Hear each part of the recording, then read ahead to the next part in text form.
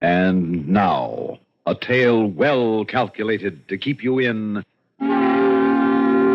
suspense.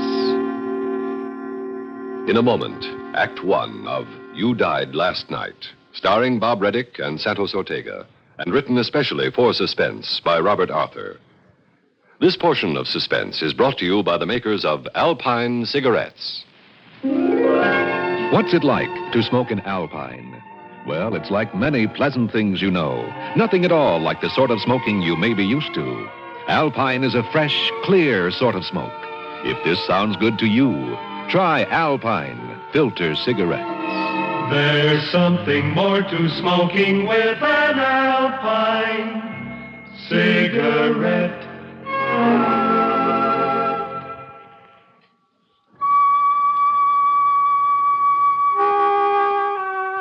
My name, Joe Prescott. Occupation, garage mechanic, age 34, unmarried, nobody ever heard of before. But I have a question for you. What happened to you last night? Now, don't answer, because whatever you say, you're wrong. All of you. You see, I know what happened last night, because I saw it happen.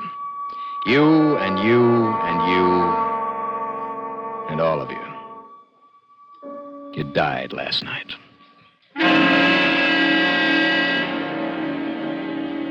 All right, let's start over, and don't bother to say I'm off my rocker. I'm going to tell you what happened.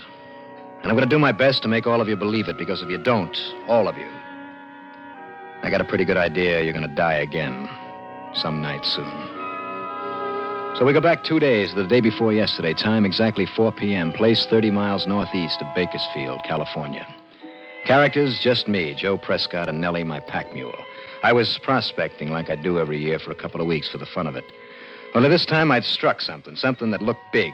Because I didn't have anyone else to talk to, I talked to Nellie. Nellie, old girl, looks like you'll be able to retire. This is as big as I think it is.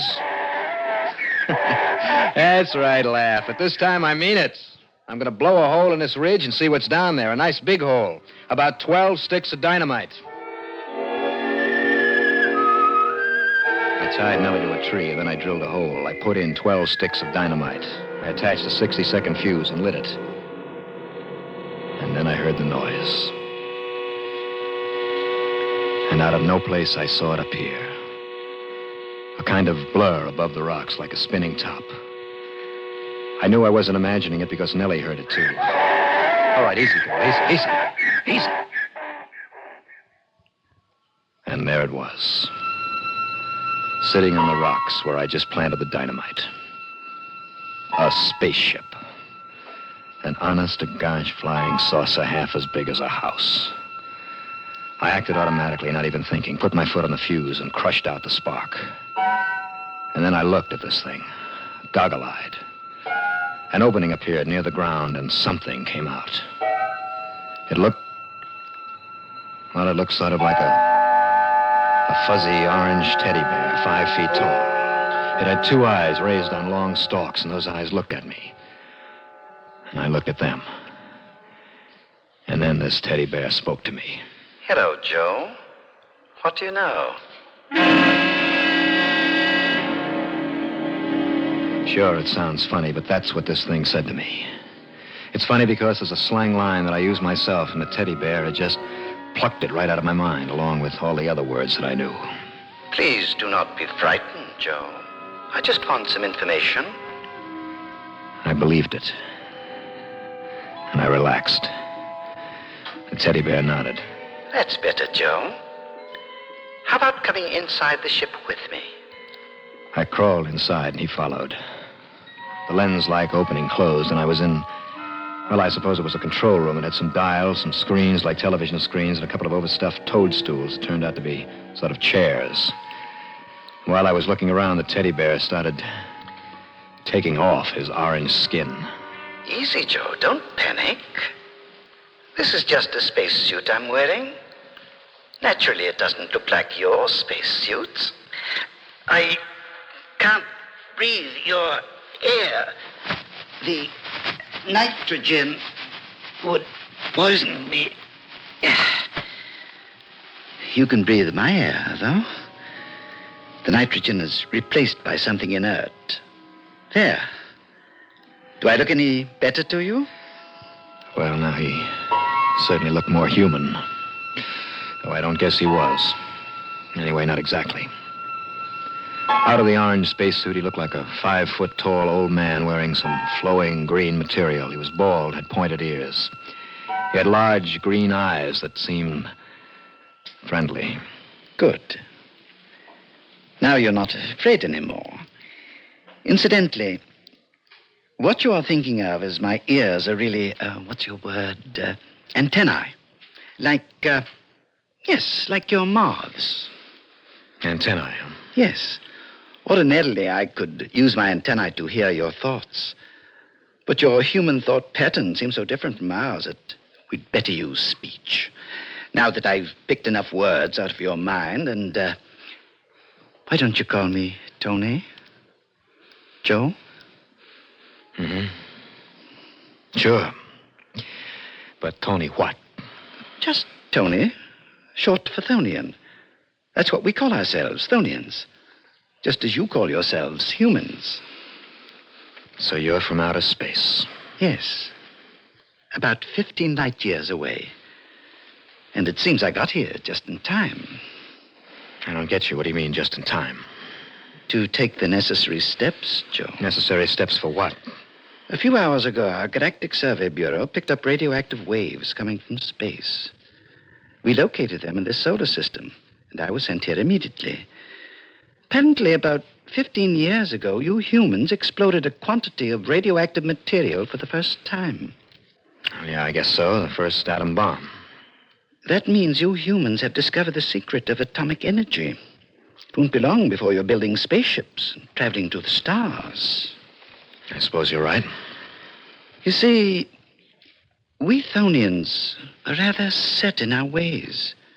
We like peace and quiet. Frankly, we've had a lot of trouble with younger races who discovered atomic energy and came journeying through the universe trying to conquer everything in sight. Yes, I can see how that might happen. They'd rather fight than be friends, huh? Much too often. So now we just prevent trouble before it starts. I'm here to find out what the human race is like. If it doesn't measure up, I may have to take drastic action.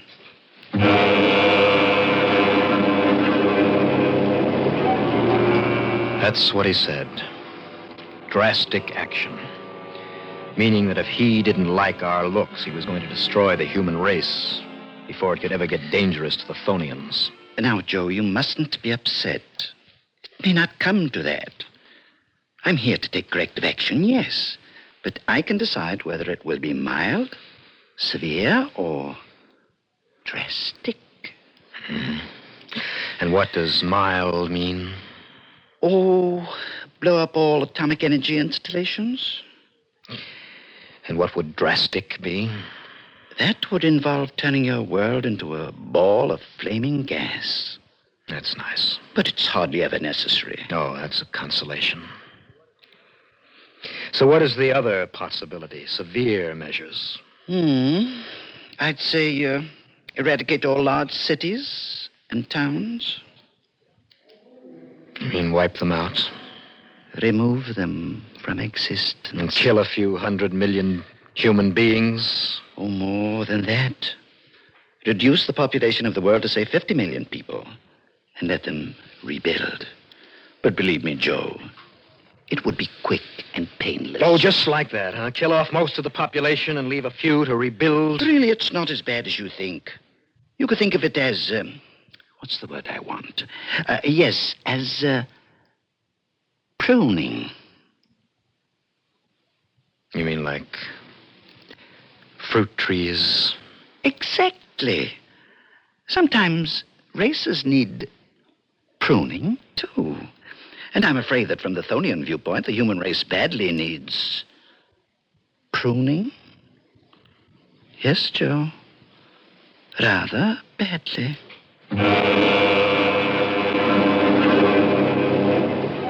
There you have it. Here was Tony, a representative of a super race from the stars, come to our Earth in a super spaceship to destroy us. And what could I do about it? Nothing. I grabbed for the revolver that I always carry when I'm prospecting, but Tony turned those big green eyes on me and I froze, paralyzed like a statue. You see, Joe?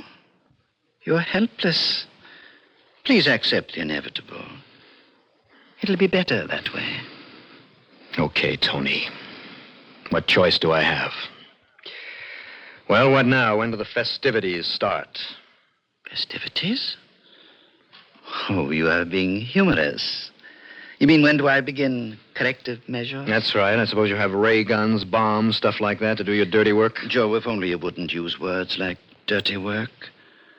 If you could just think of it as a necessary and helpful pruning. Yes, well, I can't. Let's keep it on a high plane. Suppose I say preventive measures. Well, it does sound better, I must admit.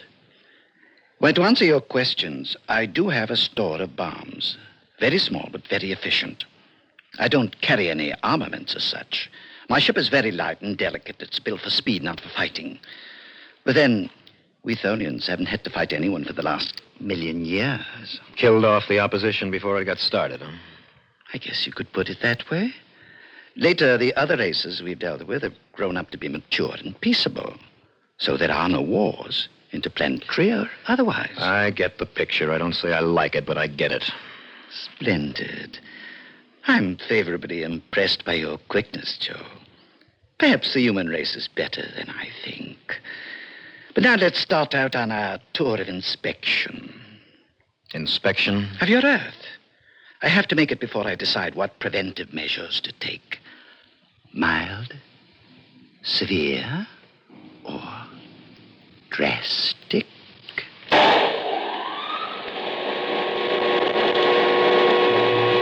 Tony pushed some buttons. The walls of the spaceship became transparent. It's as if we were sitting in midair, and then we began to move, drifting up and away. I saw Nellie, my pack mule, raise her head and hee-haw after us.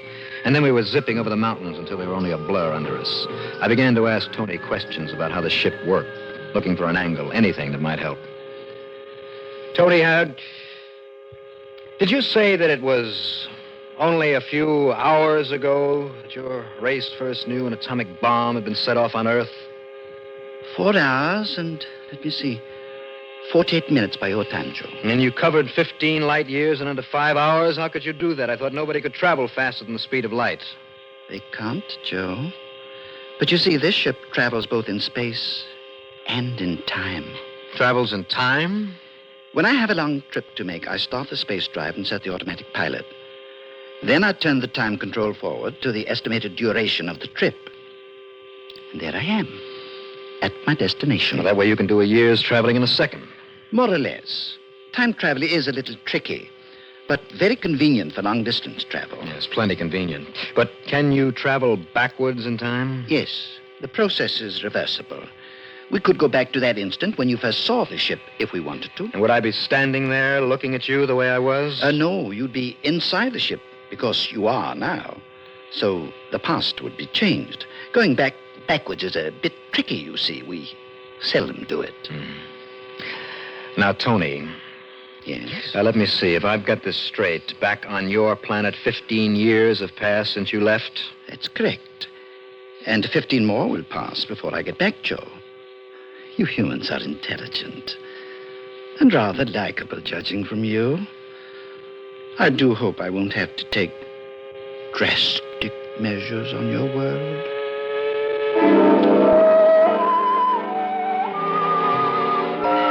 Well, I learned something, but not much. We sped along, and there were the lights of a city underneath us, Los Angeles. Tony slowed down to study it. That's one of the cities I suppose you're going to have to blow up, isn't it, Tony? Oh, I do hope I won't have to, Joe. Perhaps it can be avoided. What is that over there? That's looks like an amusement park. An amusement park? I'd like to study that. The ship came to a stop 100 feet in the air above a big amusement park right on the beach. Apparently, we couldn't be seen, but we could see and hear everything down below perfectly. First, Tony seemed interested in the rifle range. And next, he swooped down over an open-air dance platform where a band was playing, while 100 couples danced. Well, Tony, there you are. Human beings enjoying themselves, having fun. Having fun. Yes, your race has still the capacity to enjoy itself. We Thonians are very serious, I'm afraid. You still think we're so bad, we humans? Joe, I never said you were bad. But you may be dangerous. It's my job to find out. Now let us see some more of your world. He pushed a button and the saucer leaped eastward across the continent. Beneath us, the mountains, the plains, the farmlands, forests, the lakes, and cities. Tony kept pushing buttons, and I asked him what he was doing. Why, Joe, I'm making a record. Sort of, what's your word? Yes, movie. A record of life on your world for our scientists to study. I thought you said it was up to you to make the decision whether or not, you were going to take action. Oh, it is. This record is in case I do take action. Then, 1,000 years from now, our scientists can study these records and see if the new world you build after I finish pruning, shall we say, is better than the old one.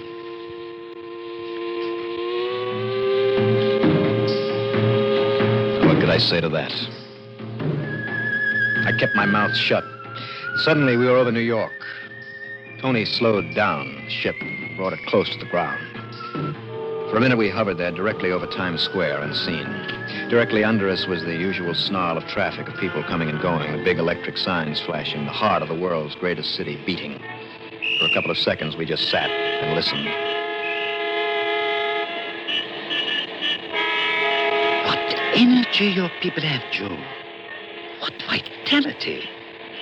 To what heights your race can climb. If you let us. If you let yourselves. Well, we must be going on. He pushed another button. We swept onward. And I saw the world as no man has ever seen it before. All the beauty and wonder and misery and horror of it. In England, someplace, we stopped long enough to watch a parade led by a band of Highland pipers. And then on across the rest of Europe. Tony seemed to like to see human beings enjoying themselves. But we visited Berlin, too, and there we stopped a minute. We saw a man and a woman suddenly jump from a window in East Berlin over that wall that they've erected and run for safety in West Berlin. And we saw what happened. The man and woman fell and lay there where they fell. Tony pushed a button. And then we were sweeping over barren wasteland, and suddenly Tony pointed. Joe, look. See that? I looked, and hundreds of miles away, I saw a tremendous burst of light, followed by the most enormous mushroom-shaped cloud the world has ever known. Tony pushed a button, and suddenly we were thousands of miles out in space, looking down at the Earth spinning underneath us. Joe, that was an atomic explosion. A tremendous one. Yeah, I read the Russians were planning to set off another big one. I guess that about decides it, Joe. Right up to the end, I was hoping that mild corrective measures would be enough. I like you humans. You're full of laughter and vitality, and you can be kind and generous. But you're also full of cruelty and hate. You're a puzzling race, Joe, and our scientists will study these records for a long time. Only we'll all be dead, huh? No, not quite all of you. I leave a few of you to rebuild. And hope they'll do a better job next time. He pushed a switch. And down below us in 10,000 different spots, the Earth blew up. 10,000 cities and towns vanished. 10,000 times 10,000 people were gone as if they'd never existed. And that was when it happened. Last night. When you and you and you died. I had to tell you all this so you'd understand how you died. When it was over, Tony told me he'd put me back on Earth anywhere I wanted. And that's when the idea hit me. I asked him to put me down at the exact spot that he'd picked me up. He pushed a button, and we were back there hovering over that little California valley. And then I asked Tony to satisfy my curiosity, to show me how his time travel gadget worked. In fact, I asked him just for a second to take me back to the very instant at 4 o'clock the day before when I'd first seen his ship. He agreed. He turned a dial. And all of a sudden, time turned backwards. It was the day before, and none of it had happened. You were all alive. The world was just as it had been. Everything was the same. Except one thing. The first time I had been outside the ship, and now I was inside. Everything else was exactly the same, including that 12 sticks of dynamite with the fuse sputtering. And now, the dynamite was going to go off because I wasn't outside to stamp out the fuse. And as we hovered there, it did.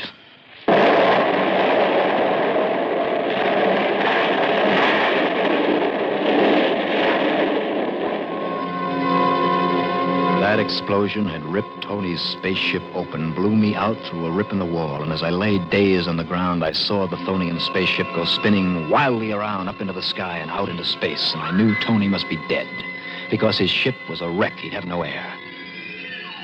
So I'd fix things. The world was okay. You were all still alive. I'd tricked Tony. He hadn't known about the dynamite. All right. There you have it. The whole story. How you died last night and why you're still alive now.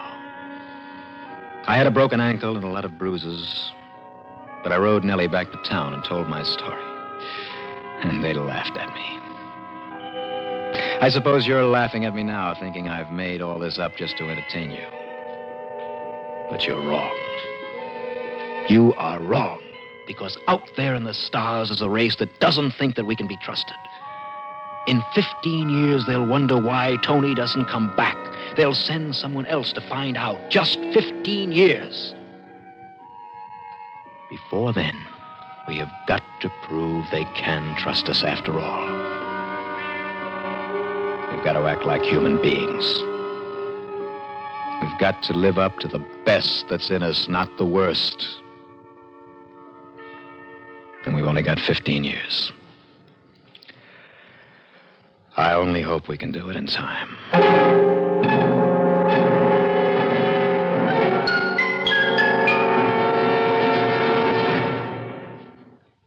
Suspense. You have been listening to You Died Last Night, starring Bob Reddick and Santos Ortega, and written especially for Suspense by Robert Arthur.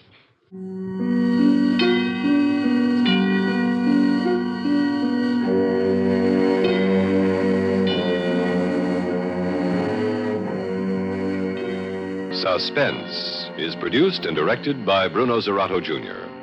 Music supervision by Ethel Huber. Sound patterns by Joseph Cabibbo. Listen again next week when we return with Let There Be Light, written by Irvin Lewis. Another tale well calculated to keep you in Suspense. They're the most. Bing Crosby and Rosemary Clooney weekdays on the CBS Radio Network.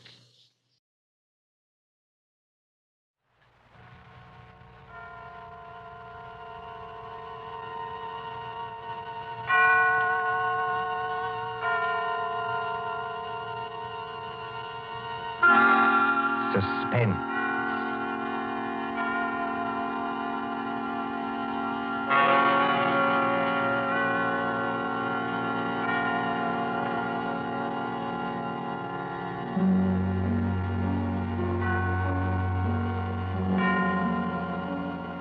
This is the Man in Black, here again to introduce Columbia's program, Suspense. Our star tonight is Peter Lorre, playing the part of the Hungarian Count Stefan Kahare, a gentleman of sinister aspect. The story is by John Dixon Carr, who calls it The Devil's Saint. If you have been with us on these Tuesday nights, you will know that suspense is compounded of mystery and suspicion and dangerous adventure. In this series are tales calculated to intrigue you, to stir your nerves, to offer you a precarious situation, and then withhold the solution till the last possible moment. And so, it is with The Devil's Saint and Mr. Peter Lorre's performance we again hope to keep you in suspense. the devil's saint. Paris, 15 years ago. Paris as it used to be, when lights twinkled from the old Trocadero to the hill of Sacré-Cœur, when taxicabs honked and the beat of tangos swayed, and Chinese lanterns gleamed above the lake in the Bois, when, in short, you and I were young. Come then to the President's Ball at the Opera, St. Catherine's Day, 1927. A fancy dress ball at the Opera, filling these marble halls with a multitude of masks and a multitude of dreams. The mosaic decorations are no less bright than the colors that weave here. Harlequins and Columbine, Cleopatra and Musketeers. In the great marble foyer, remember it? They have set out little tables and lines of palms behind which you may sit screened. Look at one such table. A young man wearing the scarlet and gold uniform of an English Guards officer in Wellington's day. A dark-haired young girl in the costume of a bacchante. And as we approach... Ned, don't, please. You mustn't. Well, why not? You really don't mind, do you? No, of course I don't mind, only you mustn't. Oh, Ned. Look here, Alona. We've got to settle this thing. You have enjoyed being here tonight, haven't you? Ned, I've loved it. After being cooped up at my uncle's place in the country, it's like heaven. All right. When I take you back to the hotel, I'm going to face this uncle of yours tonight. No. No, please don't. I'm going to say that you and I intend to get married, and that's that. I can't marry you, Ned.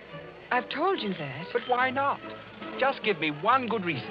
Because I can't. My uncle, he would never allow it. Never. And that seems to you a good reason enough? Yes, Ned. This uncle of yours, what's his name? Count Stefan Kohari. He's a Hungarian, I think you said. Yes, so am I. My mother was an American. What's he like, actually? Oh, he's a little eccentric.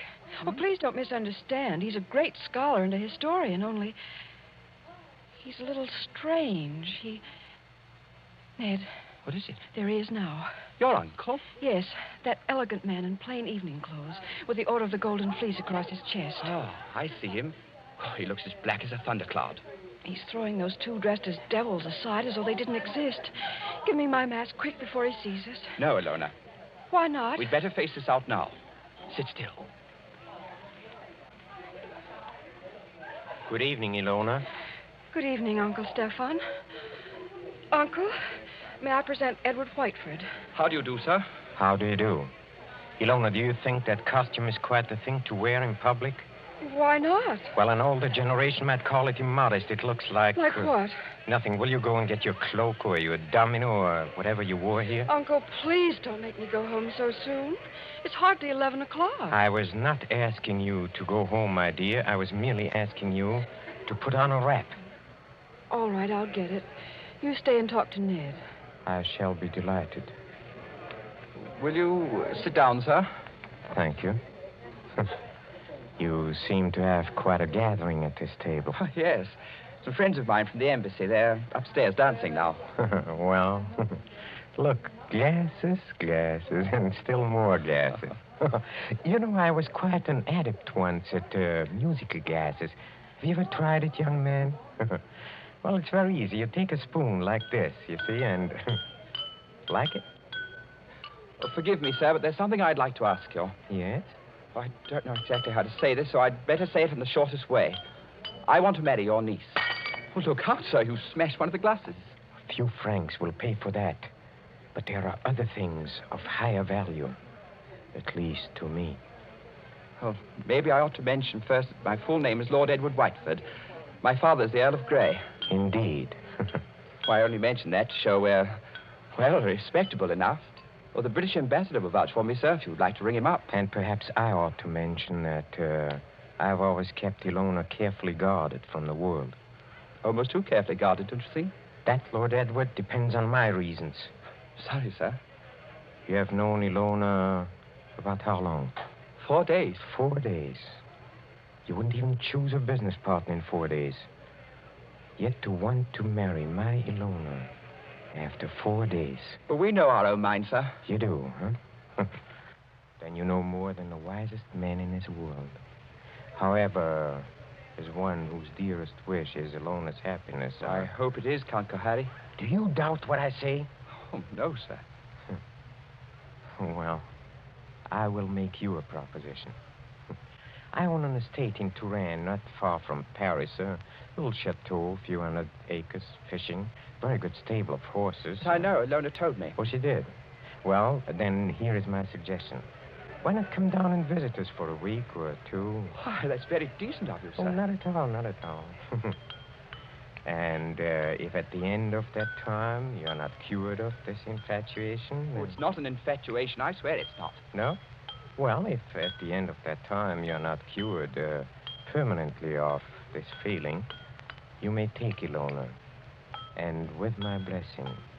That's fair, isn't it? Oh, it's more than fair, Count Harry. I don't know how to thank you. Oh, well, please, don't even try. And at least I can promise you a very interesting experience. You see, at the Chateau d'Azay, there is one certain bedroom. We call it the tapestry room. Yes? Well, I assure you, it'll be very interesting for you to sleep in that room. Why? Is it haunted or something? Oh, no. No, not haunted. Well, now, if you don't mind, I shall say goodnight, and I hope I can trust you to bring Ilona safely to the hotel. Au revoir. Look over there. What is it, sir? Just look. Streams of our fellow guests pouring down a main staircase. Shapes of nightmare. Shapes of delirium. Insane dead masks. Only the eyes move. Wouldn't we be terrified, perhaps, if he would look behind those gargoyle faces? Oh, no, I don't think so. They're only ordinary people like ourselves. That, sir, is where you make your mistake. Well, I shall expect you for the weekend, and encore une fois, au revoir. Ned. It's all right, Ilona. You can come out from behind those palms. What was he saying? I couldn't hear. Ilona, it couldn't be better. Well, he's a very decent old boy, actually. And he's invited me to the Chateau d'Azay. Did he say anything about the tapestry room? Yes. He invited me to sleep there. And you said? I said I would, naturally. You mustn't do it, Ned. I won't let you do it. But why the devil not? Because everybody who sleeps in that room dies. Dies? Are you serious? Oh, Ned, please don't do it. Oh, nonsense. There are a lot of superstitions about every old house. This isn't a superstition, Ned. It happened once when I was a little girl. A man insisted on sleeping there. They found him dead in the morning. So? How did he die? They don't know. There wasn't a mark on his body. He wasn't shot or stabbed or strangled or poisoned or hurt in any way. He was just dead.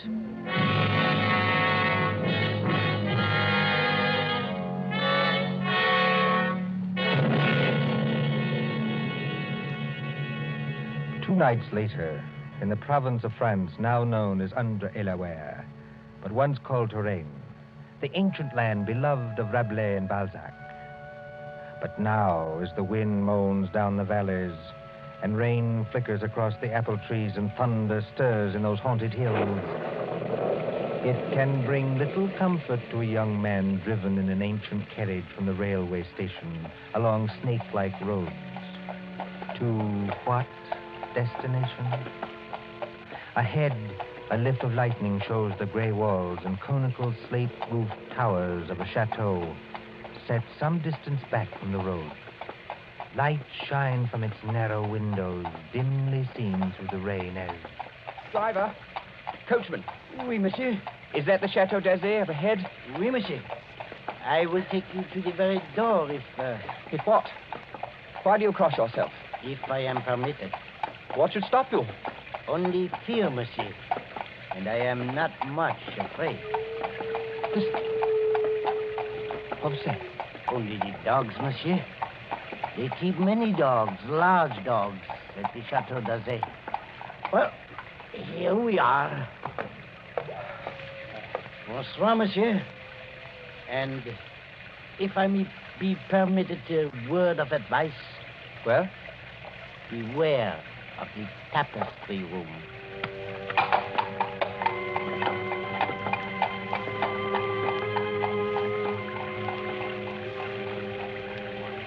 There isn't a bell on this door. There might at least be a knocker. Ah, got it.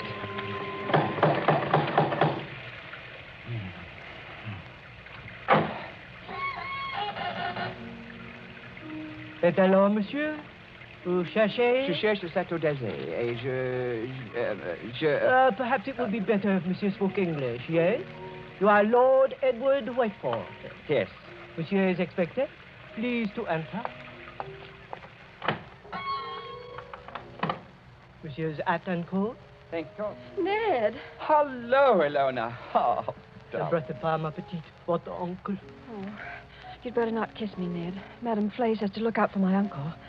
Madame Flay is our housekeeper. Oh. Well, where's your uncle now? In the drawing room. He's playing the piano. Come along. Ilona, is anything wrong? Oh, everything's wrong. 2 of my dogs were in horrible pain this afternoon. Dr. Solomon had to put them out with chloroform. You don't think that... I hope nobody's practicing, that's all. Well, here we are. Oh, nice tiger skins on the floor. I say, who's the little old man with the gray beard sitting over there by the fire? That's Dr. Solomon. Hasn't he funny-looking eyes? He watches and watches and watches. He's an old friend of the family. Shh, come along. Let's get this over with.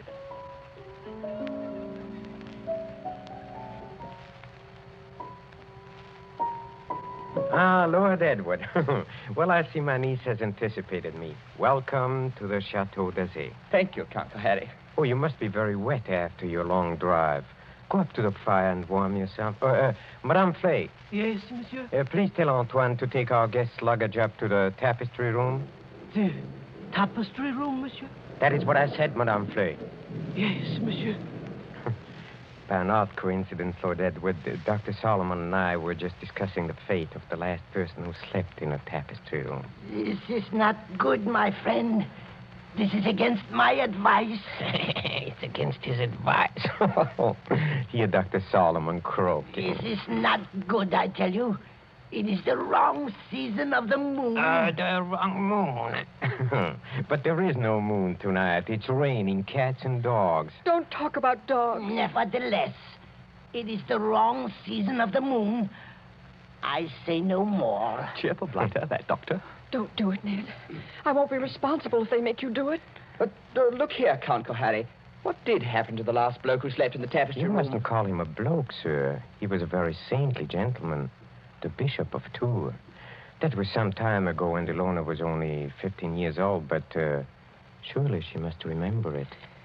I remember it. The church, said our bishop, has no use for superstitions.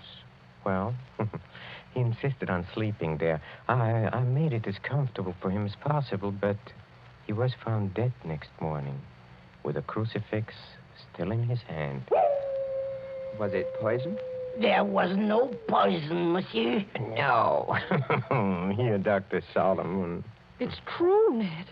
Well, there were just 2 very curious things. You see, in connection with that death, on a mantelpiece there was found burning a stick of incense. Just ordinary incense, nothing wrong with it. Yes, sir? And under the dressing table, the police found it was an empty jar of ointment. Now, use your wits. A dead man, some burning incense, and an empty jar of ointment. What do you make of that? Oh, I don't make anything of it. It's crazy. Please do not speak like that. I'm sorry. It is still the wrong season of the moon. Well, what I really meant, sir, was this. Is there any reason for this story of death? Reason? Any legend attached to the room or anything like that? Yes, there is. Well, sir? Well, we are a very old family, Lord Edward. Old and perhaps accursed. When my ancestors moved from Hungary to France in the 17th century, they brought certain beliefs with them. The old religion. The old religion? Yes, the cult of Diana, the cult of Janus, the cult of freedom and fertility. The witch cult, if you prefer. Oh, now look here, sir. Must we talk about this? Well, you smile, but when I say the word witch, you think of some humorous picture on a Halloween's card. It was very different in the Middle Ages, believe me. Then, my friend, there existed an organized religion which rivaled the church. There were many to worship unashamed at the grand Sabbath, many to receive all favors from Saturn, their master, and to dance forever, joyously in the red, flaming quadrants of hell. Some 200 years ago, an ancestress of mine, Katerina Kohari, was tortured to death in a tapestry room for professing the old religion. Many persons have not thought it safe to sleep there since. Are you answered? Oh, come, sir. This is some kind of elaborate joke, isn't it? Joke? The Bishop of Tours did not find it a joke. Not a mark on his body. I assure you as a physician, not a mark on his body. No, not a mark on his body. Here, Dr. Solomon. Yes, I hear him. Well, understand me, Lord Edward, there's no compulsion in this. If you do wish to sleep in that room, all right. If you don't ridiculous. wish... I'm not afraid to sleep there, sir. Well, I thought perhaps you wanted to change your mind. Oh, never. Would you like me to make a wager on that? What sort of wager? Hell, if I spend the night in this famous room and come out of it alive... Yes? Will you give your consent to the marriage immediately? Tomorrow morning? Tomorrow morning? Why? Because I don't think the atmosphere of this house is good for a loner. What do you say? Will you do it?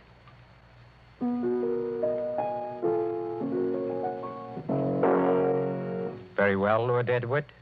I accept the terms of your wager. Don't do it, Ned. For the love of heaven, don't do it.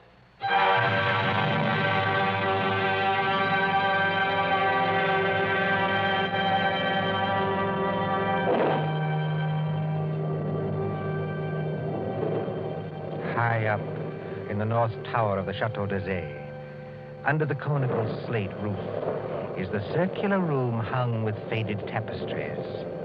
These tapestries move slightly with uneasy, mimic life to the clamor of the storm outside. Candles burn along the mantelpiece and beside the great four-poster bed. The flames of these candles waver, too, as the door opens. This is the tapestry room, monsieur. Thank you, Madame Flay. That is the mantelpiece where the incense burned. That is the bed where Monseigneur le Bishop died. Very inviting, isn't it? Will there be anything else monsieur requires? Some sandwiches, a decanter of whiskey? Oh, no, thanks. I had a drink with the Count Kohari before I came upstairs. Bien, monsieur. Monsieur's shaving water will be brought up in the morning, if he requires it. Good night. That old hoppy. Trying to scare a fellow out of his wits just because... Oh, I hope they built a good fire anyway. Didn't realize how cold it was. Temperature must have dropped. What's that? It's me, Ilona. May I come in? No, Ilona. Get out of here. That's not very gallant of you. No, I mean, I don't want you exposed to whatever it is. Ned, listen. Are you going to bed, or are you going to sit up all night? I'm going to sit up all night, naturally. Then let me sit up with you. No. Why not? Well, it may be dangerous. Besides, I promised your uncle I'd go through with this alone. I wish you hadn't had that drink with him.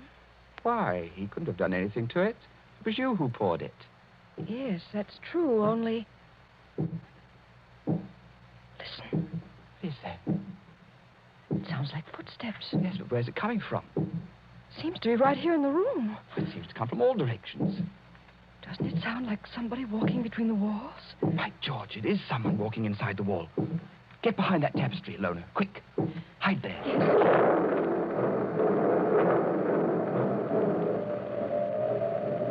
Count Kohari. Where did you come from? Oh, forgive me, Lord Edward, for seeming to appear out of the wall and between the tapestries. Like Mephisto appearing to Faust, huh? And this red dressing gown perhaps adds to the effect, too. How'd you get here? A passage between the walls? Yes, exactly. Little device my ancestors for visiting this room. You know, they invented that when its occupant was so unmannerly as to bolt the door. Door's not bolted. You could have walked straight in. But I couldn't have done it unobserved. No. Maybe not. Have you had any other visitors, Lord Edward? No. Are you quite sure of that? Quite sure. Well, then, since nobody saw me come here, I'll just sit down by the fire. Please sit opposite me. Is this the showdown, sir? I don't understand. Well, there's got to be a showdown between us. Is that why you're here? Oh, I'm here, young man, to explain certain things to you. Will you have a cigarette? Thank you. Oh, they're perfectly all right. That is what you're afraid of? I'll have one, yes. A light? Thank you. Well, when I was discussing the witch cult a while ago, you didn't appear to think I meant what I said. Do you want a perfectly frank answer to that? Yes? I think you're mad enough to mean anything. What you say, in a sense, is quite true. See, in an old and inbred family like ours, the mind can crack and the fantasies of witchcraft become as real, well, more real than the living world. Let me give you an example. Go on. The saucer on a table beside you is Ming porcelain. It was once owned by Katerina Kohari, a martyr of the old religion. Yet you are using it as an ashtray. Oh, I beg the witch lady's pardon. I'll blow off the ash. Well, that's a very dangerous remark, sir. Don't you understand that the worship of evil can be as strong and compelling as the worship of good? That the devil can have his saints, too? That to a sick brain which knows but can't help itself, you have profaned this room merely by entering it. And therefore, you deserve to die. Like the Bishop of Tours? Exactly. You're not going to tell me the devil killed him? The devil's agent may be flesh and blood. Then it was murder. Oh, of course it was murder. Murder so cunningly contrived that no one ever saw through it. Go on. I asked you before to use your wits on this problem. Well, look, incense was burned in this room. You know why? Suppose you tell me. Well, obviously, I think to conceal something else, which would be too easily noticed. To conceal what? For instance, the smell of chloroform. Chloroform? Yes. A drug not very well understood by laymen. Dr. Solomon, by the way, was using chloroform this afternoon to dispose of some dogs. So I've heard. Well, Dr. Solomon is old and very forgetful. You mean chloroform could be stolen? Oh, yes, it could be easily. Now, suppose I take a pad saturated with chloroform. I place it over the mouth and nostrils of a man already sleeping or drugged so that he gets no air. Wait a minute. That won't do. Why not? Chloroform burns and blisters when it touches the skin. You'd leave marks. Oh, not at all, my friend. Not at all. If I first covered the mouth and nostrils with some substance like... Ointment. Yes. Now you're waking up. Hi. Now observe what follows. In a few seconds, unconsciousness. In 2 minutes or 3 minutes, death. Certain death, yes. Oh, but chloroform, you see.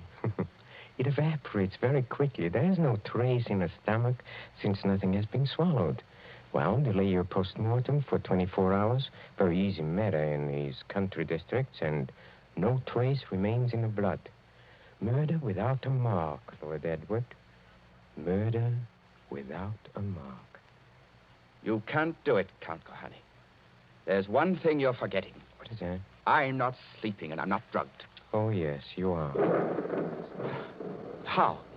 When? In the cigarette? No. In a drink you had with me. What was it? Morphine. And you've had enough to put 3 men to sleep. See, that's it. Well, try to get up. I'll do it. I'll do it. You see? You've knocked over the fire irons. You'd have been in a fire yourself if I hadn't caught you. Take your hands off me. Just as you please. If I could reach that bell pull. Well, but you can't. Well, better sit down again. You murdering lunatic. So that's how you killed the Bishop of Tours. And that's how you're going to kill me. Who, I? Well, you don't think I killed the Bishop of Tours? Didn't you? You fool. I'm not trying to kill you. I'm trying to save you. Dr. Solomon. Yes, monsieur. Well, come out. Come in the room. Come out and be my witness. Yes, monsieur. I shall always guard the family honor. even when I guess how men die. This young man evidently thinks I've been talking about myself. Am I, in a popular parlance, insane? Oh, monsieur. Heaven forbid. I have never known a saner man. Have you any notion, Lord Edward, why I brought you to this house? You would never have believed me if I had merely told you. So I had to bring you here to show you. Show me what? What? Look at the tapestries. Come out of there! Behind them. Come out of there! Hey, come out! Ilona! Yes, Ilona. Why do you think I've kept Ilona so well guarded from the world? Why, at a fancy dress ball, for instance, did I object to the costume of a medieval witch? Whose dogs were poisoned so that chloroform should be brought? Who poured the drink drugged with morphine? In the devil's name, what are you trying to tell me? It was Ilona. She's been helplessly, hopelessly insane for more than 10 years.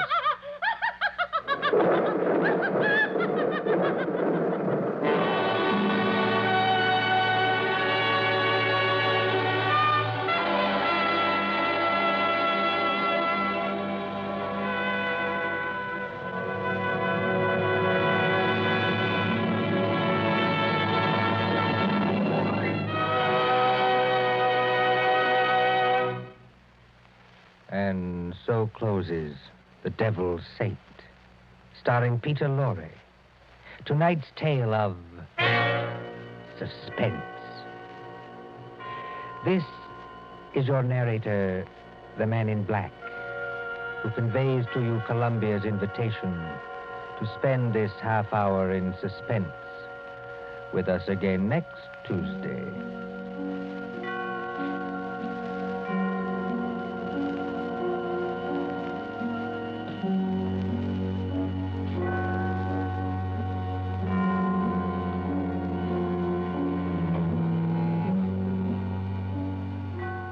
William Spier, the producer, John Dietz, the director, Bernard Herrmann, the composer-conductor, and John Dixon Carr, the author, are collaborators on Suspense.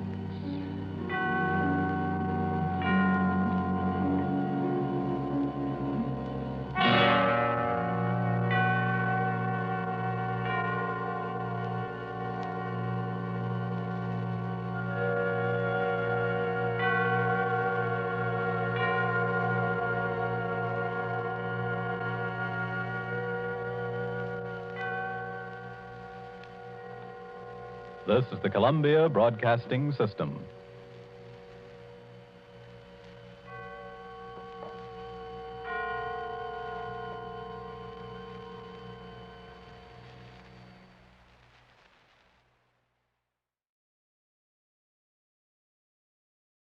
In a moment, Act One of A Strange Day in May, starring William Mason, and written especially for Suspense by Michael Healy. This portion of Suspense is brought to you by the makers of Marlboro cigarettes.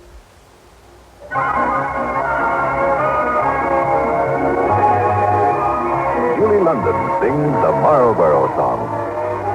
Why don't you settle back and have a full-flavored smoke? Settle back with a Marlboro. Make yourself comfortable whenever you smoke. Have a Marlboro cigarette.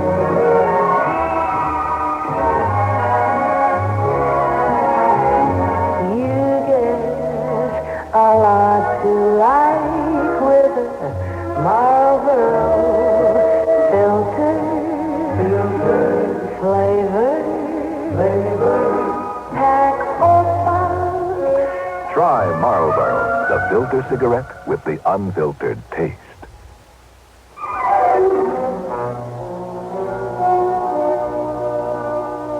It could have been yesterday or 100 days before. I'm not sure anymore. Time has become just a word. All I know for certain is that it began that bright morning in May. I'm Major Thomas Manning, U.S. Air Force, on special assignment at Claymore Island, was on the verge of realizing a dream that would become a nightmare. I was suited up, waiting to be put into the rocket Gibraltar 3, saying goodbye to my wife, Mary. I guess it was the quietest room at Claymore that morning. Oh, Tom, I wish I felt more confident. Oh, Mary, easy. They'll be calling me soon. Honey, it's hard enough. I know, I'm sorry. You know, it's hard to believe. After all the training, conditioning, study. Oh, Tom, I'm frightened. It seemed like a dream until now. I haven't dared let myself think what could happen, but now... Honey, please, don't talk like that. It's really no more dangerous than driving a car. Tom, you know what I'm talking about. Look, Mary... Will you listen? 2 men before you have gone up there and disappeared. Just vanished. Vanished somewhere up there. What's going to happen to you? Mary, we've been all through this. I don't know what happened to those other men. We may never know, but we've got to try and find out. Somewhere there's an answer. Now, my mission is to try and find it. Is it your mission to leave and never come back? What's out there as important as my love for you, my need for you? I don't know. But remember last summer, the night you found me lying on the hammock staring up at the stars? Well, the nearer this has come to happening, the more the fascination's grown until... Yes, I remember. You were almost in a trance. Honey, I felt possessed. The universe was calling me to explore its secrets. It's that simple. And Mary, I feel I'm going to learn what happened to the others.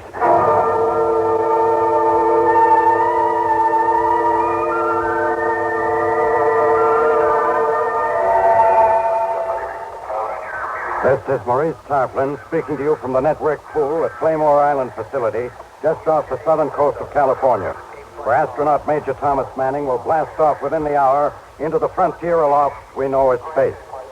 It seems fairly definite that this flight is more than experimental. From the beginning, there has been an air of mystery and considerable rumor about this venture. We do know that it will be the furthest flight yet attempted. Here's a quick rundown. Liftoff is scheduled for 0600 this morning here on Claymore Island, and it's turned into a fine morning, so the takeoff should be right on schedule. I see Colonel Alvin Marks coming from Central Control. He's the head man in this operation. We've been trying to get his eye all morning. Now, if I can just get his attention now. Colonel Marks. Yes? Colonel Marks, sir. A few questions for our network audience. But you'll have to be brief. Sir, I just wanted to ask you if there's anything in the rumor that this is not just another experimental flight. I mean, if there's something going on Colonel that... Marks, launching pad report's okay for go. Tell tracking stations to check out, Lieutenant. Oh, I'm sorry. I'm not going to comment on any of those rumors. I will say this. A great deal could depend on this shot, but you'll have to bear with us until it's over. Colonel Marks, can we see over here for a minute, sir? Will you excuse me? One more thing, Colonel. Where is Major Manning now? They're standing by. There'll be no interviews until after debriefing. He's saying goodbye to his wife. And that's what I'm saying to you. I've got to go into him now for our final word. Oh, thank you, Colonel Marks. That was Colonel Alvin Marks, in charge of today's space shot, whose comments just now have left us about where we were in the running tide of rumors. We return you now to...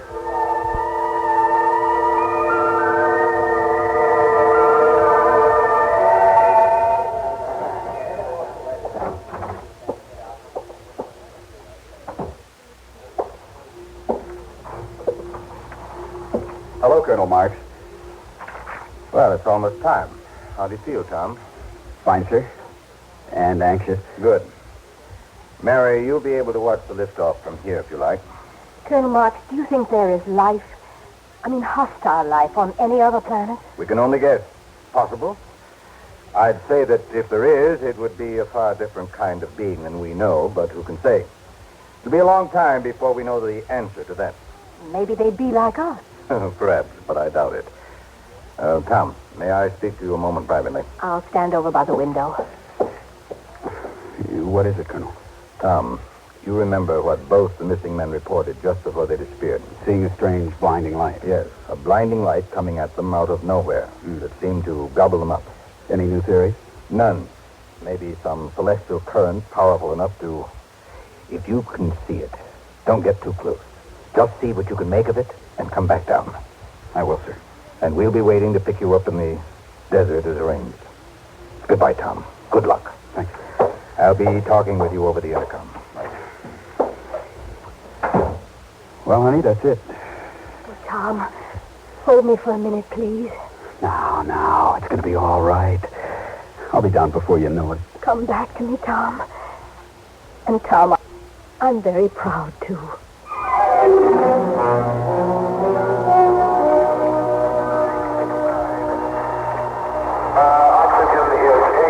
This is Maurice Tarplin at Network Pool, ladies and gentlemen. Astronaut Tom Manning is in the spaceship Gibraltar 3, which is being given a final check by the launching crew. This is a precision operation, the climax of checkout procedures that have touched every operational aspect of all systems. Excitement is mounting here. There is an ominous mixture of anxiety and hope in the air. Unless something unforeseen looms now, the flight will definitely go on schedule just a few moments from now. We switch now to operations control, and Colonel Marks, who will be in continuous touch with Major Manning during his flight.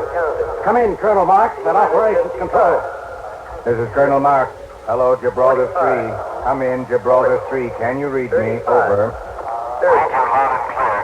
All systems are go here, Tom. Good luck. Over. Our vast audience is now linked with ground control and its connection with Major Manning. It's your baby, Tom. I'm switching you over to countdown. Any final questions? No questions, sir. 3, over and out. 2, 1, 0. Ignition. Liftoff.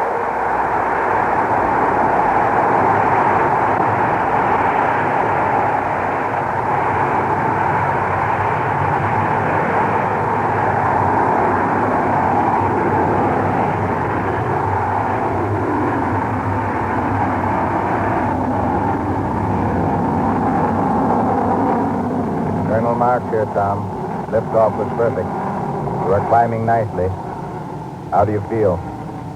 Feeling fine. Keys are building. You're programming well.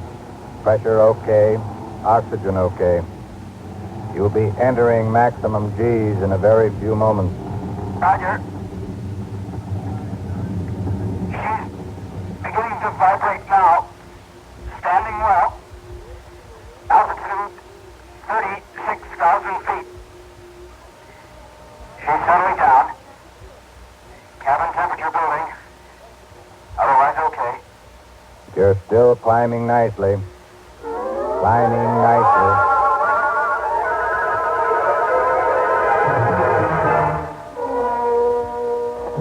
Tom, Manning, it's 2 plus 6 hours, 8 minutes. Do you read me? Over. Yes, Colonel Marks. Time check here. Colonel? Yes, Tom? I thought I ought to describe what I'm feeling. It's so still and quiet. I've been trying to think of words to express what I see and feel. The nearest I can come is blue rapture. I'm in a blue rapture. Maybe that has no meaning down there. I don't know. Colonel, something new is happening, or seems to be. I keep thinking I'm seeing something darting out ahead of me. Probably my imagination, but... Like what, Tom? Have been spotting something, but I couldn't tell what it was. I can see it, kind of glowing out there.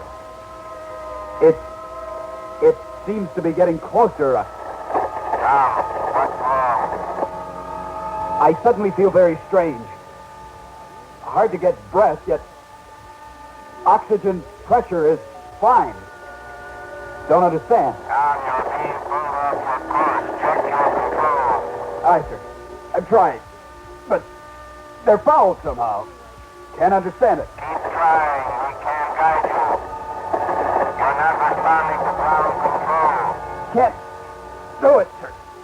I've lost control here, too. Our tracking station reports have been pulled off course 40 degrees. Can you see anything more? No, wait. I do see something now. It's coming closer. Closer and closer. Try to get away, Tom. Try and take control again. Hurry before it's too late. Can't do it. No use. Coming closer. What is it? Great blinding light. Like an aurora borealis. I can't see her. What is it, Tom? You blinded. What's happening? Stop it. Tom, can you read me? I'm not getting you. Colonel. Can you read me? Colonel. Colonel. Come in, Gibraltar. Gibraltar 3, tracking station 3. Colonel. This is Colonel Mark, report, please. Hear me. Gibraltar 3, any station in contact with Gibraltar 3, report me now, please. Oh, no. You've all lost me.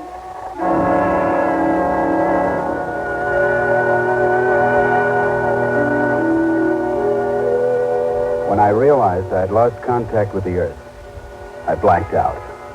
How long I was out, how my ship landed, how I survived, Major, I'll never know. I never learned. Major Manning? But I did come to. Major Manning, Oh, can he's you hear me? moving now. Oh, my head. Throbbing. It feels like somebody swinging a 12-pound sledgehammer against my brain by the numbers. Major? Make the hammer stop. Somebody, please make him stop. How are you feeling, Major? Huh? Coming around now. Oh, I thought I heard a voice. How does it look, Doctor? You'll be all right, Colonel Marks. Good. Well, Mary Manning, what do you think now? I can't quite believe it, Colonel Marks. Just proves out our theory again. I don't know about the others, but this is uncanny. Where am I? Right now, you're lying on a cot at the base medical station. Colonel Marks. Is that you? Yes? Mary. Oh, Mary, it's good to be back. Hello, darling. Hello. Oh, just hello? Yeah, what kind of a greeting is that? Sorry, but that's the best I can do. What do you mean? Colonel, I can't stay here any longer. I understand. It's all right. Go ahead. Mary. Mary, where are you going? Now, settle back, please, Major. That's my wife. What's the matter with her? Colonel, what is it? Why, nothing, Major. Really is remarkable, Colonel Marks. I never would have believed it if I hadn't seen it. You forget I've seen it twice before. I heard about it. Colonel Marks, how did I get here? We found you suspended on the fringe of the atmosphere and brought you down. But how did I get there? Possibly you were picked up and hurled there by what we sometimes call a celestial storm. Well, it must have been quite a shock. I mean, you probably thought you'd never see me again. Yes, of course. Doctor, I have to get back to my office now. I have to make the arrangements. How soon before you'll be ready? Another hour, I'd say. Fine. That'll be perfect. Just perfect.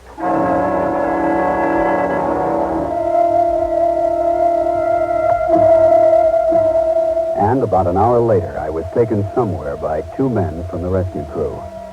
I can't remember their names, but I know their faces from all the pre-flight tests. Strange, though. If I didn't know better, I'd say they were more like guards. Something in the grimness of their faces. All right. Here he is, Colonel. Come in, Major. Come in. Anything else, sir? That'll be all. Take a seat, Major. Smoke? Well, you know I don't smoke, sir. Oh, yes, of course. You do have friends that smoke, so don't you? Well, sure. So what? What are you jotting down, sir? You've seen me smoke before, haven't you? Yes, many times. Why? Colonel, How was the trip, Major? Well, everything was fine until I saw it. Until you saw what? The blinding light. Blinding light? The blinding light that the other two astronauts saw just before they disappeared. Sir, if you'll pardon me saying so, this questioning seems a little odd, considering... I do not pardon you, Major. There is an infinite variety of answers to even the most minute questions. It's only a matter of choosing the most correct one. Well, I'm afraid I don't follow, sir. Perhaps you will, in time. May we continue? Sorry, sir. It doesn't matter about this blinding light. That was the celestial storm I mentioned. There is another more important point. What's that, sir? I'm getting to it. But first, at what speed were you traveling when you saw this light? As I sat here and listened to this familiar voice and tone and stare about these familiar walls, I kept I'm asking thinking, another question. this is unreal. I want you to Something's know wrong. Something's out of sync. It's true. I was part of a And then why puzzle. did you learn? The pieces that make And up this the light picture that you match, did it but follow you, or were do you not following quite it? fit. I know. And I wonder if perhaps I it was isn't it. me. I was Maybe it. my mind was affected somehow. I must I'm watch waiting for an answer, Major. What was your speed? I'm not sure, sir. The gauges seem to be off on my last reading. Are you sure you don't know, Major? Sir, if I knew, I would tell you. Maybe, maybe not.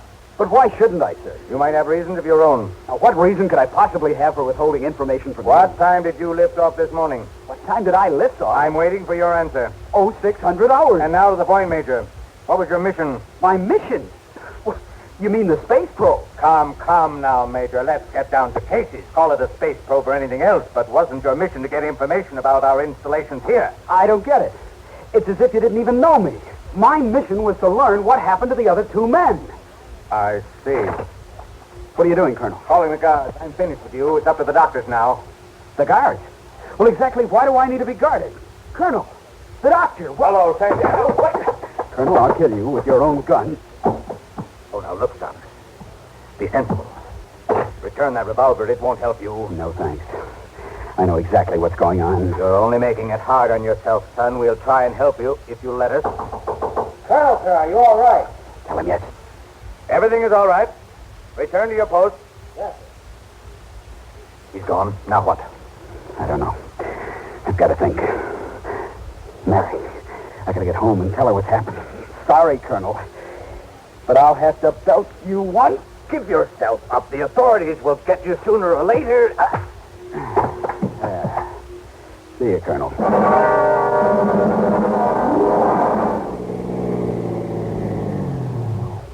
This is my house. Now, don't get panicky. Just sit tight. Run into the house, get the money out of my wallet. Now, hold on just a minute.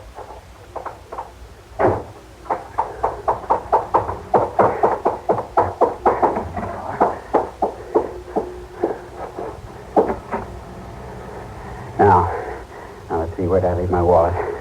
Oh, yeah, I remember. Yeah, must be in this drawer somewhere. What are you doing? Huh? Oh, Mary, am I glad to see you. You've no idea what I've been through.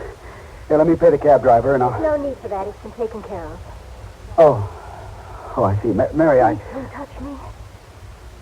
Oh, Mary, aren't you glad to see me? Why, yes, of course. It's just that I... Mary, look at me.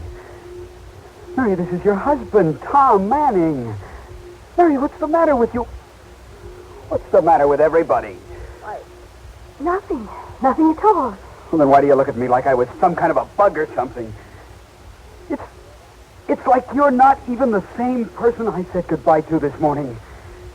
Mary, don't you remember how you said goodbye to me just before I took off? Mary, you said, please come back to me. Listen to me, please. I don't know you. Oh, I'm Major Thomas Manning's wife, but you're not my husband. What are you saying? They've tricked you. I don't know whether I'm doing right or not, but I'm warning you to get out of here before it's too late. Mary, what are you saying? Stop shaking and let me go. All right, let her go. Colonel Marsh. Grab him. Easy, fellow. Take it easy now. No, this can't be. This is my house. This is my wife. I'm afraid that's where you're wrong. You have no rights here whatsoever. For the love of... Colonel Marsh, what is happening? You better come with us, Major. Major, we're going to take you to a nice place where you'll get lots of care. No, let go of me. Come along quietly. No, you're wrong. You're all wrong. Something is out of whack here. Well, that's that. I'm sorry you had to go through this, Mary. It's all right, sir. I saw them taking him away. He didn't see me, though. Sorry about this, Major Manning, especially the day before your flight into space. No trouble. Well, goodbye. See you tomorrow morning. Goodbye, Colonel. Goodbye, Colonel. Well, that was certainly a fright, Tom. Hysterical creatures, our counterparts on Earth. I'm so sorry for him. I wonder if they all act that way. Oh, at first, I think. But he'll calm down when he finds he won't be harmed. Strange, isn't it? Knowing that for every one of them, there's one of us up here. And so alike. Why, that man has a wife down there who's exactly like me. What will they do with him? Oh, take him to the Institute. Study him along with the other two. Well, he'll get good care there. Yes. And don't forget, there's something to be learned from Earth creatures. Or people, rather. I think we'd have to call them people. Eventually, they probably will be. Now, the way I look at it, it's a small universe. Sooner or later, darling, we may need each other. We here and our, somewhat retarded twins on Earth.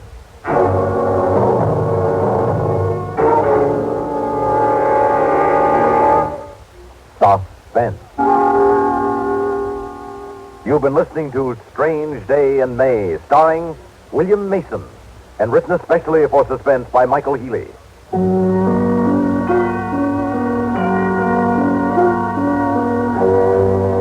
Suspense is produced and directed by Fred Hendrickson. Heard in tonight's story were Tony Darnay, Reynold Osborne, Bill Lipton, Herb Duncan, Maurice Tarplin, and Bill Smith. Music supervision by Ethel Huber. Sound patterns by Walter Otto. Technical direction by Michael Shoskis. This is Stuart Metz speaking.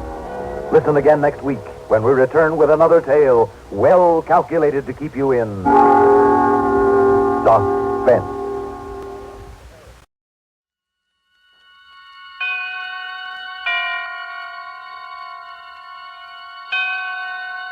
Roma Wines presents Suspense.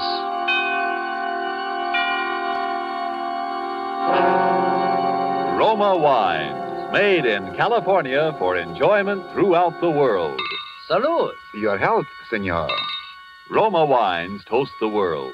The wine for your table is Roma Wine, made in California for enjoyment throughout the world. This is the Man in Black, here for the Roma Wine Company of Fresno, California, to introduce this weekly half hour of Suspense. Tonight from Hollywood, Roma Wines bring you the Paramount star currently being seen in Miracle of Morgan's Creek, Mr. Eddie Bracken. Mr. Bracken appears tonight not as the exponent of comedy, as which he is so deservedly noted, but as a boy over whose head hung dark clouds of suspicion and who was involved in a particularly heartless crime.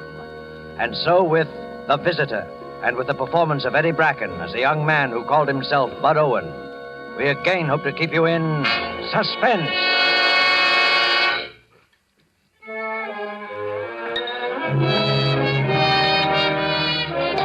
Hamburger steak, well done. Burn a cat or a crisp? It was around 2 o'clock on a Thursday afternoon. I was right in my usual groove, counterman at Al's Coffee Pot, Route 22 out of Baltimore. Not a bad job for a green guy, $18 a week and my meals. But I was aiming to be a short order cook when I really got the hang of things. Of course, I'd only been in the diner a couple of months. Well, as I say, it was the usual afternoon, not especially busy, but busy enough. No kidding, Mac. Where's that Westerman? Here you are. What'll you have, mister? Ham on rye and a cup of coffee. Coming Bud. right up. Ham on Ryan, draw one. Look, kid, I'd like to talk to you. Yeah, what about? Have you got a minute? I guess so. Hey, Al, take the counter, will you? I'm going to have some coffee. Okay. So what's on your mind, mister? I'm looking for someone. Yeah? Your name wouldn't be Bud Owen, would it? They call me Bill Duncan around here. That's not what I asked. So? I'm looking for a boy named Bud Owen. Well, what about it? Disappeared from his home about 3 years ago. A boy from my town. He'd be about your age now, about 18? 17. That's it. Well, his folks have been worried sick about him. Everyone else gave him up for dead. Then I heard you were working here. Bud? Yeah? Who told you? No one told me. I got a note, anonymous. You didn't write it, did you? No, I didn't write it. You know, I think I'd have recognized you anyway. You're a lot taller, of course, and you look older.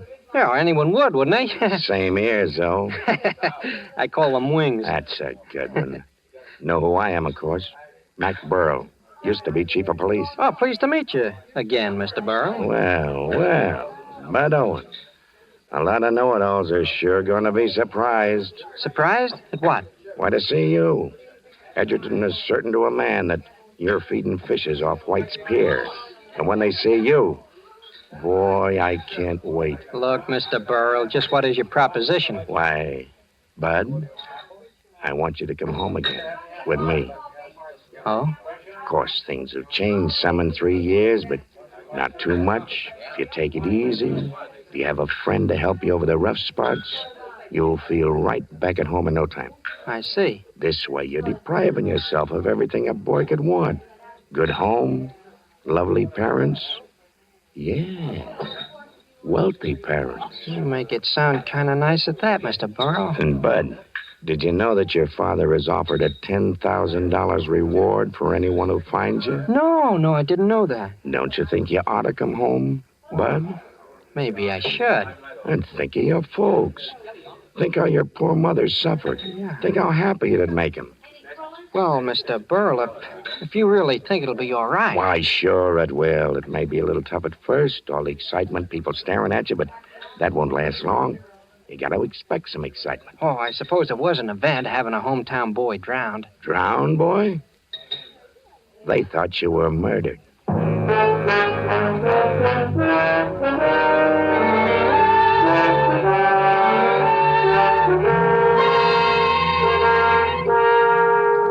And so began the series of events which were to bring a boy called Bud Owen back to Edgerton to take up a new life with the family which had believed him dead for 3 years.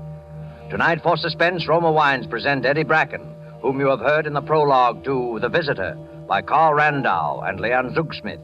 Tonight's tale of Suspense.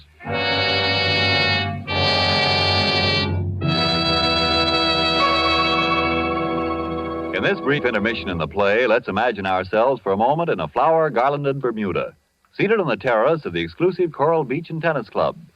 At the next table, a party of Bermudians and Americans are taking turns, each paying compliments to the delights of the other's native land.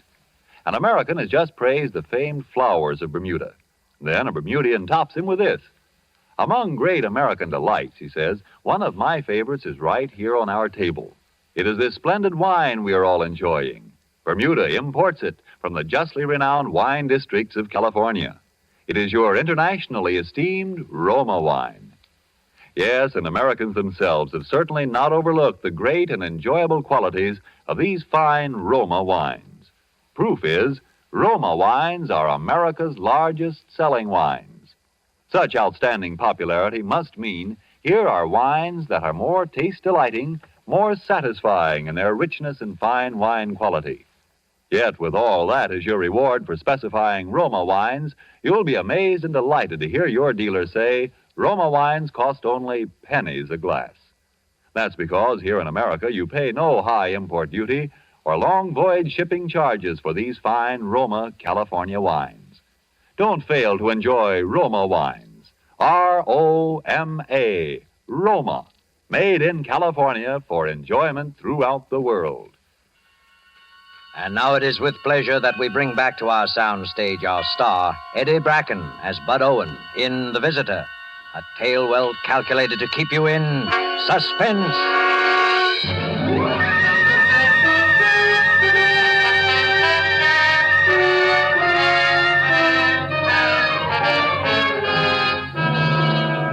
After I talked to Mr. Burrell for an hour or so, the whole thing sounded pretty darn good.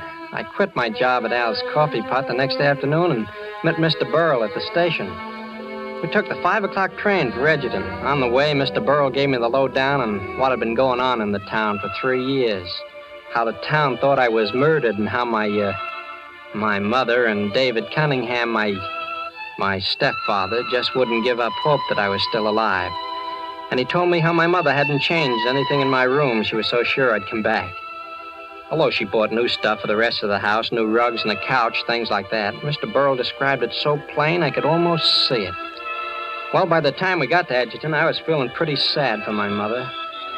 And when I stood on the dark front porch with Mr. Burrell, it was a peach of a warm summer night. I thought if I could make her happy, even if it was tough on me, it was worth a try.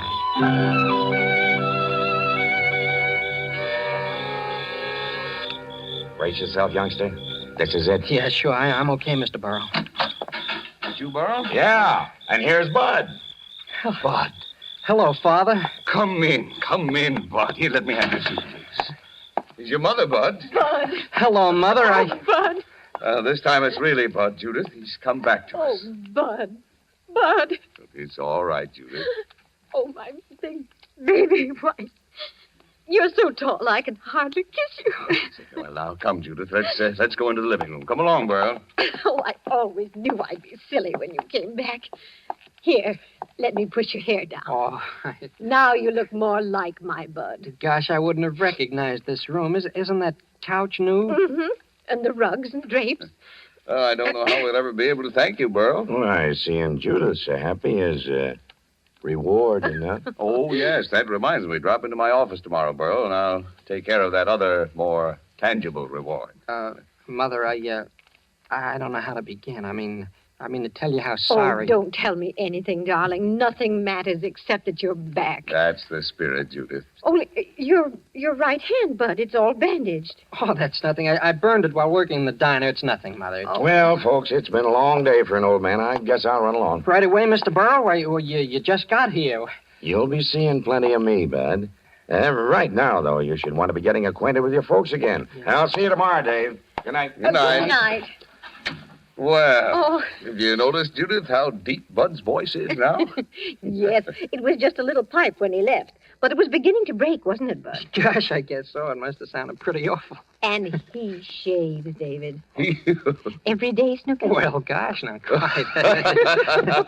Really, David, I don't think that's so funny. Oh, that sounds like Ellen. Isn't that nice? Let her in, David. Yeah. Ellen Woods? Why, who else, Bud? Does she live next door? Why, of course, Bud. The Woods have always lived there. Hello, Ellen. Ellen, here we have such a surprise. Angel, it's simply fabulous. Let me kiss you, you love. Ouch, take it easy. Why, Bud, you're gigantic, a regular beanpole. Oh, but I can't wait for Joe to see you. Joe? I called him as soon as I heard he's coming over here. It's all right, Mrs. Oh, Cunningham. of course, Ellen. I'd forgotten. It'll mean so much to Joe. You know about Joe, Bud. Oh, yes. Mr. Burrow told me. I didn't know before. Yes, this town's going to have a lot to make up to that young man. My folks wouldn't let me see Joe, Bud. Yeah? Well, naturally, they thought, after all, Joe was the last person who saw you, and then he admitted you'd quarreled. But your mother and I never had a moment's doubt, Bud. I'm thankful for that. Oh, that's Joe now. Joe, it's true. Bud's here. Ellen phoned. I ran all the way. She said... You. Yeah, Joe, it's me. Yeah. Guess it is. Well, pal, I hear I owe you an apology or something. Skip it, pal. Joe, we know how hard it's been for you. Only now it's over. Well, it didn't matter, Mrs. Cunningham. I've learned to put up with a lot. Yeah, well, Judith, dear, let's go upstairs. Let's give the young folks a chance to be by themselves. Well, all right, David. But don't stay up too long, No. Bud. You still need lots of sleep. Yeah, I won't, Mother. And don't forget to turn off the light. No. Good night, children. Good night, Miss Cunningham. Mr. Cunningham. Well, what'll we do? Cut a rug or chew the fat? Suit yourself. Joe, don't talk that way to Bud. He might remember he's my friend. He certainly was yours. Yeah? Yeah, I guess he was. Look, Joe, I can see how you saw at me, but don't take it out on Ellen. Kindly don't stop messing between Ellen and me. Joe, please. Okay. Do I have to make a speech? So you're home now, Bud. I'm the last one to kick, but when you toss it all off by saying you owe me an apology or something, maybe it's not easy to remember we were friends. I didn't know what to say. I know I tried to remember we were friends, and the whole town was sure I'd killed you. I tried to remember it when the draft board listed me as undesirable because they thought I was guilty. I even tried to remember we were friends when, for 3 years, people crossed the street so they wouldn't have to speak to me. People got up and walked out of the room when I came in, and then... Gosh, Joe, I didn't realize that. I am sorry, Joe, honest. Now listen, Joe. You should be the first one to walk around the town with Bud. Right tomorrow morning. And if you'd both like it, why, I'll go with you. Well, if it's all right with Bud. Oh, is it? Boy, I'm going to need company. Then it's a date. Okay, no kidding, Bud. I'm glad you're home, fella. No hard feelings? Oh, gosh, no, Joe. So long, Bud. Bye, Bud. So long. Bud, Yes, Mother? are you coming up to bed now, dear? Why, yeah, I might just as well. You know, Bud, I've been thinking. The funniest thing. What? What's that, Mother? Do you realize you never even asked about Trixie? Trixie? That's right, I didn't. After all, she was your dog. Oh. And you know what they say about a boy and his dog. Poor thing, when you didn't come back, she just wandered off. Gee, that's tough, all right. And you didn't even ask about her. But I guess you can't be expected to remember everything. No, I I guess I can't remember everything.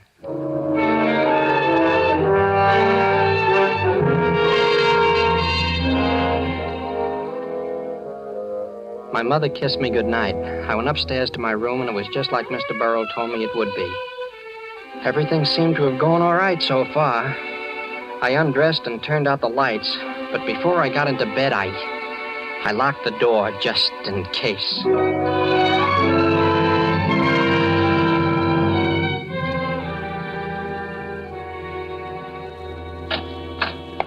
Gosh, I guess I'm late for breakfast. That's all right, darling. We know you needed the sleep. Sit right in your old place, Bud. Yeah, sure. Well, your mother and I have been mooning over old pictures of you, son. Bud, except for the ears and something around the eyes, you've changed so that I can hardly recognize you. Look, here's the last picture before you went away. Why, it's almost frightening the way you've grown. Well, Judith, dear, you wouldn't want the boy to be a midget, would you? Well, sure, he's taller, but look at the hair there and the way he stands. I sure was a goon. Boy, you should have been glad to get rid of me. And look, Bud, what else I found. All your school compositions from the first grade on. Here's one you wrote on Alexander the Great. Ouch, Mother, don't be careless with those things. I'll die of blushing. Why, Bud, I think this was very good for your age. You were barely 14 when you wrote it. See, it's marked B, so it can't be so terrible. Well, your least little scribble is a great thing to your mother. Well, I'd better get off to the office. Drop in to see me if you have time, Bud. Why, sure, Father, I'll do that. Bye, Judith, honey. I'll be home for dinner. Goodbye, David. Now, how about some hot coffee, Bud? Yes, thanks. There, Snooky. Bud, there's something important I want to discuss with you. It's about my will. Your will? Well, you know how your father, well, David, was about my money, Bud. He never wanted to touch it or even to have me put him in my will. He's so proud about things like that, and I do have so much more than he ever will. Sure, I remember. How much money is it anyway? Why, you know, Bud, there's about $150,000 your grandfather left. Yeah. Then there are those 4 houses on Elm Street that Aunt Caroline left and the income from them. I haven't used any of it, so it amounts to quite a lot by now. Gosh, yes, it must at that. Well, after you left, even though David didn't want me to, I changed the will, leaving everything to him. Why, sure, that sounds fine to me. But now that you're back, I think the best thing would be to just turn it all over to you now. Set up a trust fund. You could use the income when you start to college, and later maybe you'll want to set yourself up in some kind of business. But, and I know it will please David. But, Mother, gee whiz, it's swell of you, but don't you think you should wait? Wait? For what, darling? Well, until you know me better. I mean, gosh, I wouldn't know what to do with all that money, and I might mess things up. Why, silly, the bank takes care of everything. It always has for me. Now, all you have to do is sign these papers here. Sign them? But I can't, Mother. You see my hand, the bandage. Oh, isn't that a shame? Yes, I forgot that you couldn't write. Well, it'll be all right in a couple of days, so I can take the bandage off then. Oh, somebody's whistling for you, Bud. My, that sounds like old times. It's Ellen and Joe. They're going to take me around and show me the town. Well, I guess I have to face the music. Oh, you know you love it. You're going to be a regular hero. Yeah, but I don't feel much like a hero now.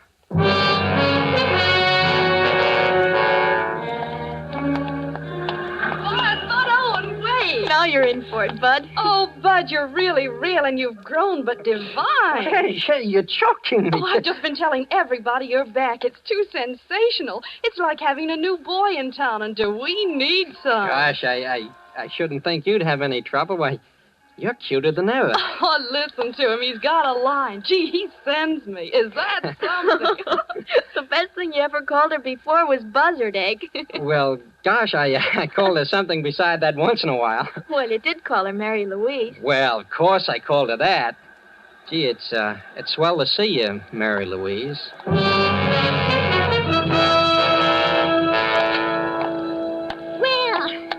Bud Owen, you bad boy. Are you going to recognize me or aren't you? Sure, gee, it's good to see you. How are you anyway? Now, you're not too grown up to kiss old Mrs. Callahan the way you always did. Oh, I'll say I'm not Mrs. Callahan. Here. Why, I heated enough bottles for you and washed enough of your diapers, too, so don't let me catch you putting on upstairs. No, ma'am, I won't. Goodbye. Goodbye. What's the matter? Didn't you recognize her? Mrs. Callahan? Oh, of course I did. Why didn't you call her what you always used to? Couldn't you see she was sore? Well, I did. Bud, you used to call her Aunt Celie.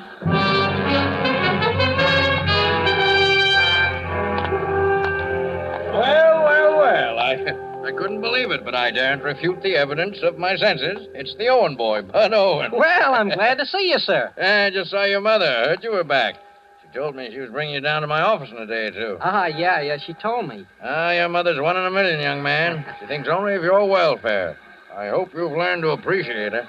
Yes, sir, I have. Well, I just wanted to check on the news. And no nonsense, my boy. You do as your mother says. What did he mean? No nonsense. Don't you know? Well, I guess so. Mother told me she was going to take me down to the lawyer's office this morning. Bud. I've been waiting for you to outsmart yourself, and this is it. I don't get it. You sure don't, Bud. Give him a chance, Joe. Because it so happens that's not Mr. Reedy, the lawyer, but Dr. Sterling, the dentist.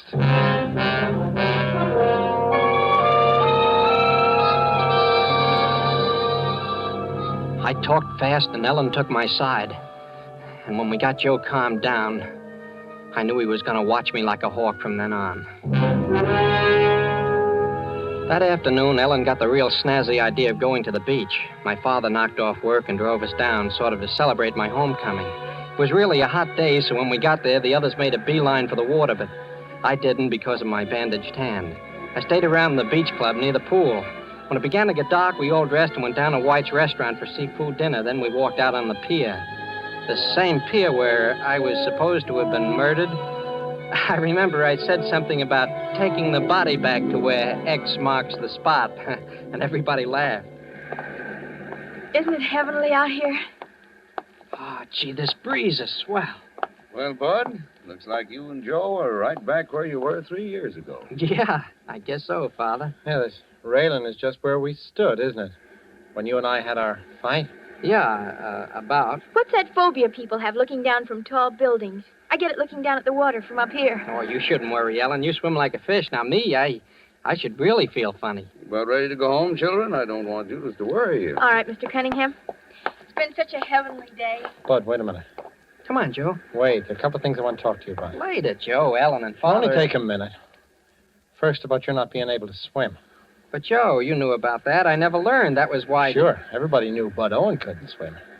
That was why, when you disappeared, they thought I'd pushed you off the pier and you drowned. Joe, I don't get it. Can't you let bygones be bygones? Bud Owen couldn't swim. But this afternoon, when you thought we were all at a good, safe distance, I walked up the beach club looking for you, and I saw you swimming in the pool. But I learned. And your bandage was off. We'll start talking. Or do I have to do the talking? To the cops? Listen, Joe, you gotta wait. You gotta give me time. Now, don't get me wrong. No one in this town would be gladder to have Bud Owen come back than me.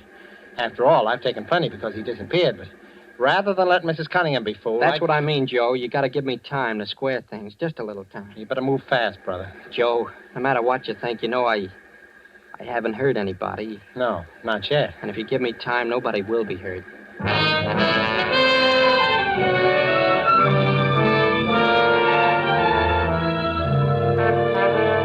I went to Mr. Burrell the next morning and talked about everything, how people were beginning to make cracks about him and the $10,000 reward and the whole mess. I knew things were moving awfully fast, and I told Mr. Burrell he had to help me. That night, when she'd finished her coffee, my mother said she was awfully tired, and my father, David, saw her upstairs to bed. I looked out the window, and I saw Mr. Burrell's car pull up to the curb in front of Ellen's house. I knew he was going to do everything he could, but by this time, I was scared. Well, at bedtime, my stepfather fixed some sandwiches and we drank some milk. Then he came up to my room with me and we sat down to talk. Well, I see your mother's been changing your room around. It's not bad. I guess women like to fuss around and so forth. That's a fact. And there's no use opposing them. I guess that's right. By the way, what's your real name? Bud Owen. You don't need to be afraid of me. I've protected you so far. Why have you? I asked you first. What's your real name? Bud Owen. You're stubborn, aren't you? You know, at first I thought you'd work this little scheme out all by yourself, or with Burrell. But there's someone else involved, isn't there? Who do you think? What about that bandage? Well, Take it off. Well. Not even a scar. I don't suppose you'd mind writing with it now that it's healed. no, I don't mind. What shall I write? Well, suppose we take this little composition of yours on Alexander the Great. Would you copy this sentence, say, on the top of page 3? Sure. Why not? Yes, and to make it a fair comparison, write your name, Bud Owen. Bud Owen. Here you are. So she taught you Bud's handwriting, too. Who did? My wife. Do you think I didn't know what was going on? Every move she made gave her away. Why is she in such a rush to change her will? I don't know. Why? She thought she was being so smart, trying to pass you off, trying to trap me. But I was one person who knew you weren't Bud. Yeah, but what makes you so sure I'm not Bud? I know. Isn't that enough? I see. I know. I see. Well, don't you think we'd better get my mother in on this? Yes. Yes, I think perhaps we'd better. She's asleep. You'll have to wake her. Mother. Mother. Hey, she's... Mother!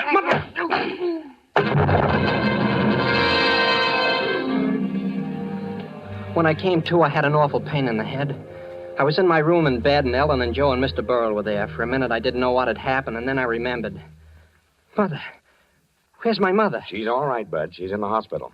He gave her enough of those sleeping pills to kill a horse, but she's all right now. How do you feel, Bud? Oh, all right, I guess. Oh, it's a good thing you had us standing by tonight, son. Why, he had you trussed up like a turkey. He was going to hang you. Gee, Mr. Burrell, he must have been crazy. I guess he wanted to get us both out of the way before Mother could change that will. For crying out loud, Bud, why didn't you let me in on this? I thought Gee, I hated to do it, Joe, honest. But I had to. Someone had to be the guinea pig. It was my idea, Joe. I sent the note to Mr. Burrell. I really found Bud in that hash house. Yeah, but if you'd let me in on it... We knew if Bud could fool you. If you thought he was a phony, he could fool everybody, even David Cunningham. You see, Joe, for 3 years I suspected that guy. He pushed me off the pier that night, but I was only a kid. I knew it'd be just his word against mine, so I ran away. I kept putting off coming home, but I swore that someday I'd trap him, and tonight I did. Because he said he knew I wasn't Bud Owen, I knew that he thought he'd kill me. You took one whale of a chance tonight, Bud. He'd framed you pretty.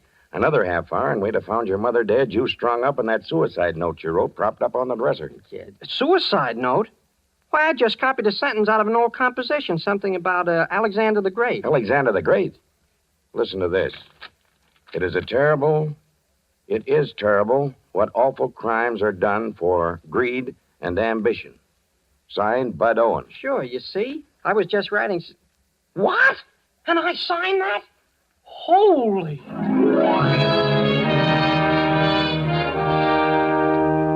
Well, that's about all. I didn't know how my mother would take it, having my stepfather turn out to be such a heel, but once she got over the dope he'd slept her, she was fine, as happy as a lark over me. Joe and Ellen, they got married but quick, and now Joe's in the Marines, and me, I'm just passing the time here in Edgerton till I'm 18 and my number comes up, and then maybe I'll see a little excitement.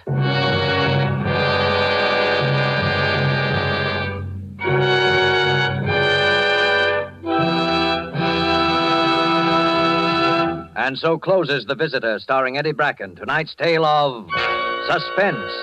Suspense is produced by William Spier. Before Mr. Bracken returns to the microphone, here's a definition of yourself. Connoisseur, one competent to act as a critical judge of an art or in a matter of taste. That's what Webster says. So that makes you a wine connoisseur, because certainly you are competent to act as a critical judge of a wine's taste. Matter of fact, all you have to know to be a true wine connoisseur in the opinion of your friends and guests is a single word, Roma, R-O-M-A. To get the proof, make your own taste test of the tangy, appetizing Roma Sherry, the hearty, satisfying Roma Burgundy, the heavier, sweeter Roma Port, or any of the many different delicious Roma California wines.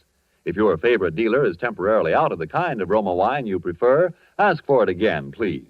Just be sure to say R-O-M-A, Roma Wines, made in California for enjoyment throughout the world. This is Eddie Bracken, and this is one of those nights I'll certainly remember for a long time.